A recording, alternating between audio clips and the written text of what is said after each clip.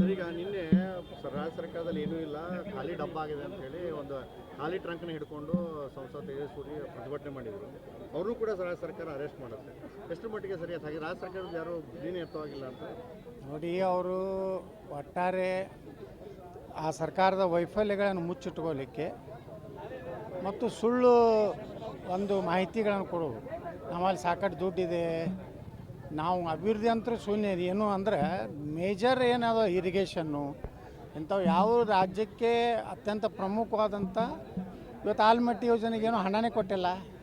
ರಾಜ್ಯಪಾಲರ ವಂದನಾ ನಿರ್ಣಯದಲ್ಲಿಯೂ ಸಹಿತ ಮುಖ್ಯಮಂತ್ರಿಗಳು ಮತ್ತು ಸರ್ಕಾರ ನಾವು ಕೃಷ್ಣಾ ಕೊಳ್ಳಕ್ಕೆ ಎಷ್ಟು ಹಣ ಕೊಡ್ತೀವಿ, ಅದನ್ನು ಯಾವ ಆದ್ಯತೆಯಿಂದ ಮುಗಿಸ್ತೀವಿ ಅನ್ನೋಂಥ ಯಾವುದೇ ಸ್ಪಷ್ಟ ಗುರಿ ಇಲ್ಲ. ಕಾವೇರಿ ಬಗ್ಗೆ ಮಾತಾಡಿಲ್ಲ, ಬರೇ ಅದೇ ಗ್ಯಾರಂಟಿ ಬಿಟ್ಟರೆ, ಕೇಂದ್ರ ಸರ್ಕಾರವನ್ನು ನರೇಂದ್ರ ಮೋದಿಯನ್ನು ಟೀಕೆ ಮಾಡೋದು ಬಿಟ್ಟರೆ ರಾಜ್ಯಪಾಲರ ವಂದನಾ ನಿರ್ಣಯದಲ್ಲಿ ಏನೂ ಇಲ್ಲ.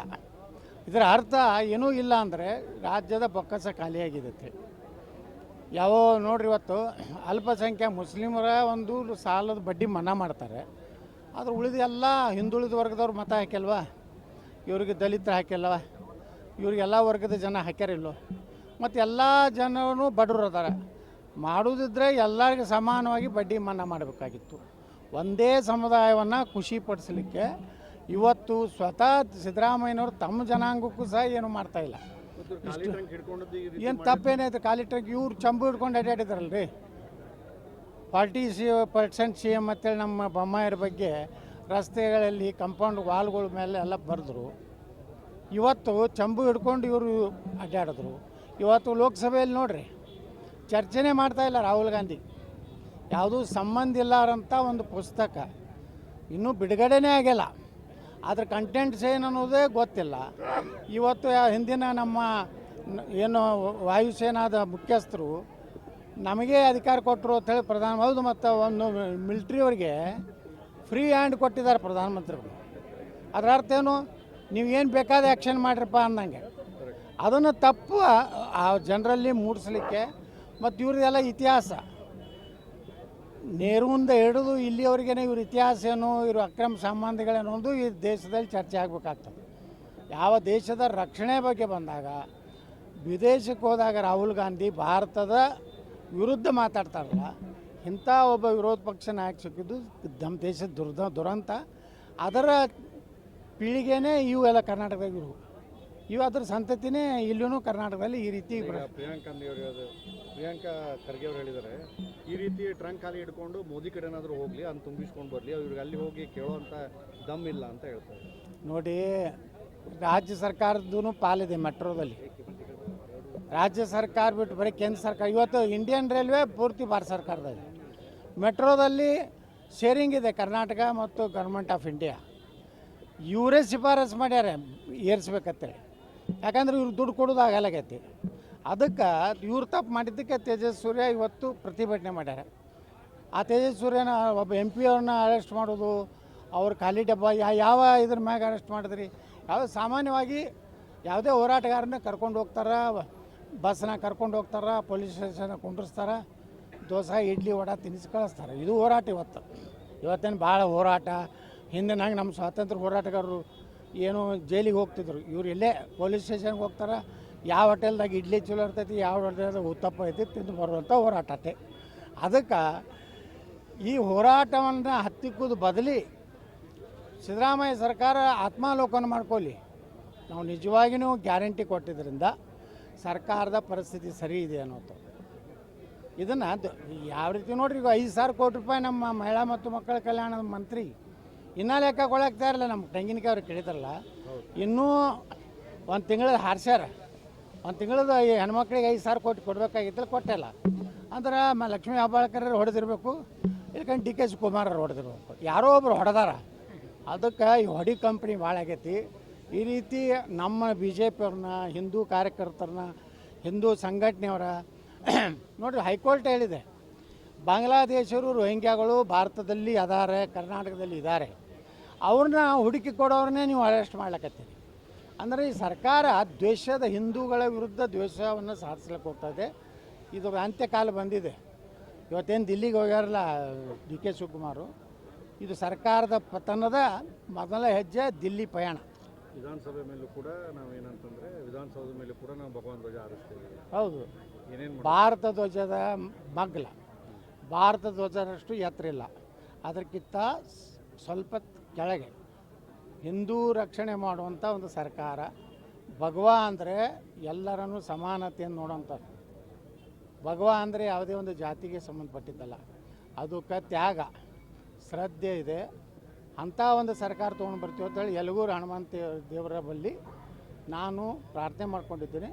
ನಮ್ಮ ಸರ್ಕಾರ ಬಂದರೆ ಭಗವಾ ಧ್ವಜ ಅಂದ್ರೆ ಅರ್ಥ ಎಲ್ಲರಿಗೂ ಸಮಾನ ನ್ಯಾಯ ಕೊಡೋದು. ಯಾರೇ ಹಿಂದೂಗಳನ್ನು ತೊಂದರೆ ಕೊಟ್ಟರೆ, ದೇವಸ್ಥಾನಗಳ ಮೇಲೆ ಹಿಂದೂಗಳ ಮೆರವಣಿಗೆ ಮೇಲೆ ಕಲ್ಲು ಹೋಗಿದ್ರೆ ಬುಲ್ಡೋಜರ್ ಮತ್ತು JCB ರೆಡಿ ಅದಾವತ್ತು ಸಂಕೇತ ಭಗವಾ. ಎಲ್ಲಿ ಹಾರಿಸ್ತೀರಿ ಅಂತ, ಎಲ್ಲಿ ಹಾರಿಸ್ಬೇಕು ಅಂತ ಬಿಡ್ಕೊಂಡಿದ್ದೀರಿ? ಯಾವ್ದು ಬಯೋದು ಎಲ್ಲಿ ನಾನೇ ಆದ್ಮ್ಯಾಗ ನಾನೇ ಭಗವಾ ಆಗ್ತೀನಿ. ಅದ್ರಾಗ ಏನೈತಿ, ಭಗವಾ ಜಾಕೆಟ್ ಹಾಕ್ಕೊಂಡೆ ಪ್ರಮಾಣ ವಚನ ಸ್ವೀಕರಿಸಿದ್ರೆ ಭಗವಾ ಹಾರಿಸದಂಗೆ ಅಲ್ಲ. ಅಲ್ಲ, ಈಗ ವಿಧಾನಸೌಧದ ಮೇಲೆ ಹಾರಿಸ್ತೀನಿ ಅಂದ್ರೆ ಮೇಲೆ ನೋಡ್ರಿ, ಕೆಳಗಡೆ ಅಂತ. ರಾಷ್ಟ್ರ ಧ್ವಜ ನಮ್ಮ ಶ್ರೇಷ್ಠ, ನಮ್ಮ ಸಂವಿಧಾನ, ನಮ್ಮ ರಾಷ್ಟ್ರಧ್ವಜ ಅವು ಎರಡೂ ನಮಗೆ ಶ್ರೇಷ್ಠ. ಅವಕ್ಕೆ ನಾವು ಗೌರವ ಕೊಟ್ಟೇ ಕೊಡ್ತೀವಿ ಎಲ್ಲರೂ. ಅದರ ಕೆಳಗೆ ಈಗ ಶಿವಸೇನಾ ಇದೆ, ಮುಂಬೈ ಪಾಲಿಕೆ ಮೇಲೆ ಭಗವಾ ಜೆಂಡ ಅಂತ ಹೇಳ್ತಾರೆ. ಭಗವಾ ಜೆಂಡ ಅಂದ್ರೆ ಈ ಆಡಳಿತ ವ್ಯವಸ್ಥೆಯಲ್ಲಿ ಭಗವಾ ತರ್ತೀವಿ ಇಷ್ಟೇ. ಮತ್ತೇನಾದರೂ ಬಿಡ್ಕೊಂಡ್ರೆ ಸರ್? ಏನೂ ಇಲ್ಲ. ನಮ್ಮ ರಾಜ್ಯ ಉಳಿಬೇಕು, ದೇಶ ಉಳಿಬೇಕು, ಸನಾತನ ಧರ್ಮ ರಕ್ಷಣೆ ಆಗಬೇಕು. ಈ ದೇಶದ್ರೋಹಿಗಳು, ಭ್ರಷ್ಟರು, ರಾಜಕಾರಣಿಗಳು ಎಲ್ಲ ಪಾರ್ಟಿಯಾಗಿ ಏನದಾರಲ್ಲ ಅವರೆಲ್ಲ ಜೈಲಿಗೆ ಹೋಗ್ಬೇಕು, ಇಲ್ಲಕ್ಕಾದ್ರೆ ಅಂತ್ಯಾಗಿ ಮನೆ ಹಾಕ್ಕೊಂಡ್ರು ಅಷ್ಟೇ ಬರ್ಕೊಂಡು. SIRಗೆ ರಾಜ್ಯದಲ್ಲಿ ಕೂಡ ವಿರೋಧ ವ್ಯಕ್ತವಾಗ್ತಾ ಇದೆ. ನೋಡಿ, ಸುಪ್ರೀಂ ಕೋರ್ಟ್ ಖಡಕ್ಕೆ ಎಚ್ಚರಿಕೆ ಕೊಟ್ಟಿದೆ. SIRಕ್ಕೆ ಯಾವುದೇ ರಾಜ್ಯದವರು ತಕರಾರು ಮಾಡಬಾರ್ದು, ಎಲ್ಲ ರೀತಿಯಿಂದ ಸಹಕಾರ ಕೊಡಬೇಕು. SIR ಮಾಡೋದ್ರಿಂದ ಕಾಂಗ್ರೆಸ್ನವ್ರಿಗೆ, ಮಮತಾ ಬ್ಯಾನರ್ಜಿಗೆ, ಮುಲಾಯಂ ಸಿಂಗ್ ಯಾದವ್ಗೆ ಯಾಕೆ ತೊಂದರೆ ಆಗ್ಲಿಕ್ಕತ್ತದೆ? ಇವರೆಲ್ಲ ಫೇಕ್ ವೋಟರ್ಸ್ ಅದಾರಲ್ಲ. ಅದರಿಂದ ಇವತ್ತು ತಮಿಳ್ನಾಡಿನಲ್ಲಿ 1 ಕೋಟಿ ಸಮೀಪ ಸಿಕ್ಕಾರೆ. ಇವತ್ತು ಪಶ್ಚಿಮ ಬಂಗಾಳದಂತೂ ದೊಡ್ಡ ಅವ್ರ ಸಂಘರ್ಷ ನಡೆದಿದೆ. ಆಸಾಮದಲ್ಲಿ ಅಲ್ಲಿಯ ಮುಖ್ಯಮಂತ್ರಿ ಹೊರಗೆ ಹಾಕ್ಲಕತ್ತಾರೆ. SIR ಆಗಬೇಕು. ಬಿಜಾಪುರ ನಗರದಲ್ಲಿಯೂ ಸುಮಾರು 15,000 ರಿಂದ 18,000 ಬೋಗಸ್ ಮತದಾರರು ಅಂತೇಳಿ ಉಯಿತ ಅಂಕಿ ಸಂಖ್ಯೆ, ಹೆಸರು ಎಲ್ಲನೂ ನಾವು ಕೊಟ್ಟಿವಿ ಜಿಲ್ಲಾಧಿಕಾರಿಗಳಿಗೆ. ಅವರೇ ಹೇಳಿದ್ದಾರೆ, ಜಿಲ್ಲಾಧಿಕಾರಿಗಳು SIR ಪ್ರಾರಂಭ ಆದಮೇಲೆ ಎಲ್ಲ ಸಾರ್ಟ್ಔಟ್ ಆಗ್ತದೆ, ಏನೂ ಚಿಂತೆ ಮಾಡೋ ಅವಶ್ಯಕತೆ ಇಲ್ಲ ತಿಳಿದ್ದಾರೆ. ನಮ್ಮ ಜಿಲ್ಲಾಧಿಕಾರಿಗಳ ಮೇಲೆ, ಜಿಲ್ಲಾಧಿಕಾರಿಗಳಂದರೆ ನೇರವಾಗಿ ಅವರು ವಿಜಯಪುರ ಜಿಲ್ಲಾ ಚುನಾವಣಾಧಿಕಾರಿಗಳು, ಅವರ ಡಿಸ್ಟ್ರಿಕ್ಟ್ ಎಲೆಕ್ಷನ್ ಆಫೀಸರ್, ಅವ್ರನ್ನ ಕ್ರಮ ತಗೋತಾರೆ ಅಂತ ನಮಗೆ ವಿಶ್ವಾಸ ಇದೆ. ಈಗ ವಿಜಯಪುರ ಜಿಲ್ಲೆಯಲ್ಲಿ ಯಾವುದೂ ಕೂಡ ಉತ್ಸವ ಆಗಿಲ್ಲ ಅಂತ ನವರತ್ನ ಉತ್ಸವ ಮಾಡ್ತೀವಿ ಅಂತೇಳಿ ಈಗ ಜಿಲ್ಲಾ ಉಸ್ತುವಾರಿ ಸಚಿವ. ಆದರೆ ಕೆಲವರು ಏನು ಹೇಳ್ತಾ ಇದ್ದಾರೆ, ನವರತ್ನ ಉತ್ಸವ ಅಂತ ಆಗಬಾರ್ದು, ವಿಜಯಪುರ ಉತ್ಸವ ಅಂತ ಆಗಲಿ, ಅಥವಾ ಬೇರೆ ಯಾವ್ದಾದ್ರು ಉತ್ಸವಕ್ಕೆ ಹೆಸರು ಕೊಡಿ, ಬಸವಣ್ಣನ ಹೆಸರಲ್ಲಿ ಬೇಕಾದರೂ ಮಾಡಿ ಅಂತೇಳಿ ಕೂಕರ ಕೇಳ್ತಾರೆ. ನೋಡ್ಬೇಕಾದ್ರೆ MB ಪಾಲ್ರು ಬಸವಣ್ಣನ ಮಾಡ್ತಾರೋ, ಆದಿಲ್ ಶಾನ್ ಮಾಡ್ತಾರೋ, ಕಾದು ನೋಡೋಣತ್ತ. ಅಲ್ಲ, ನಿಮ್ಮ ಅಭಿಪ್ರಾಯ ಸರ್? ನಮ್ಮ ಅಭಿಪ್ರಾಯ ನೋಡ್ರಿ, ನವರಸಪುರ ಅದರದ್ದು ಇತಿಹಾಸ ಏನಿತ್ತು ಏನಿಲ್ಲ, ನವರಸಪುರ ಅನ್ನೋಂಥದ್ದು ಅವಶ್ಯ ಇಲ್ಲ. ಒಟ್ಟು ವಿಜಯಪುರ ಉತ್ಸವ ಅನ್ನೋಂಥದ್ದು ಮಾಡೋದು ಒಳ್ಳೆಯದು. ನವರಸಪುರ ಒಂದು ಆದಿಲ್ ಶಾಹಿ ಇದಕ್ಕೆ ಸಂಬಂಧಪಡ್ತದೆ. ಆದಿಲ್ ಶಾಹಿ ಅಂತ್ಯಾಗಿ ಹೋಗ್ಯದ. ಆದಿಲ್ ಶಾಹಿ ವಂಶಜರು ಎಲ್ಲಿ ರಿಕ್ಷಾ ಹೊಡ್ಲಕತ್ತಾರೋ, ಯಾವ ಚಾದ ಅಂಗಡಿಯಾಗ ಸಪ್ಲೈ ಮಾಡ್ಲಕತ್ತಾರೋ ಗೊತ್ತಿಲ್ಲ. ಆದ್ರೆ ಆದಿಲ್ ಶಾಹಿಂದ ಬೇಡ, ಮಾಡ್ತಿದ್ರೆ ಬಸವಣ್ಣನ ಮಾಡಲಿ, ತಪ್ಪಿಲ್ಲ. ಮತ್ತು ಯಾರು ಇದು ಬಿಜಾಪುರದ ವೈಭವ ಬರೀ ಆದಿಲ್ ಶಾಹಿ ಅಷ್ಟೇ ನಾವು ನೋಡಬೇಡ್ರಿ.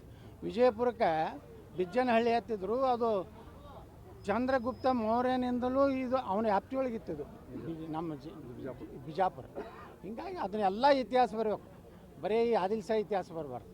ನಮಗೆ ಇಡೀ ಭಾರತದಲ್ಲಿ ಬಿಜಾಪುರ ಯಾವ್ಯಾವ ರಾಜ್ಯದಲ್ಲಿ ಇಮ್ಮಡಿ ಪುಲಿಕೇಶಿ ಕಾಲದಲ್ಲಿ ಯಾರ್ಯಾರಿದ್ರು ಅವೆಲ್ಲ ನೆನಪು ಮಾಡುವಂಥ ಉತ್ಸವ ಆಗಲಿ, ಕೇವಲ ಆದಿಲ್ ಶಾಹಿ ಉತ್ಸವ ಆಗಬಾರ್ದು. ಶಿವಾಜಿ ಕೂಡ ಬಂದಿದ್ರು ಇಲ್ಲಿ. ಶಿವಾಜಿ ಮಹಾರಾಜರದು ಇಲ್ಲಿ ಪಾದಾರ್ಪಣೆ ಆಗೈತಿ. ಅವರು ಇಲ್ಲಿ ಗೋ ಹತ್ಯೆ ಮಾಡೋನ ಕೈ ಕಡ್ದಂಥ ಇತಿಹಾಸ ಇದೆ. ಭಾಳ ಸತ್ಪುರುಷರು ಅದಾರೆ ಇನ್ನೂ ಬಿಜಾಪುರದಲ್ಲಿ. ಈ ರುಕ್ಮಾಂಗದ ಅವ್ರ ಗುರುಗಳು ಸಹ. ಹಂಗೆ ಇತಿಹಾಸವನ್ನು ಮೆಲುಕು ಹಾಕುವಂಥ ಒಂದು ಉತ್ಸವ ಆಗಲಿ ಹೊರತು ವಿಜಾಪುರ ಉತ್ಸವ ಸರಿ, ನವರಸಪುರ ಹೆಸರು ತೆಗಿಬೇಕಂತ ನಂದು ಆಗ್ರಹ. Thank you sir.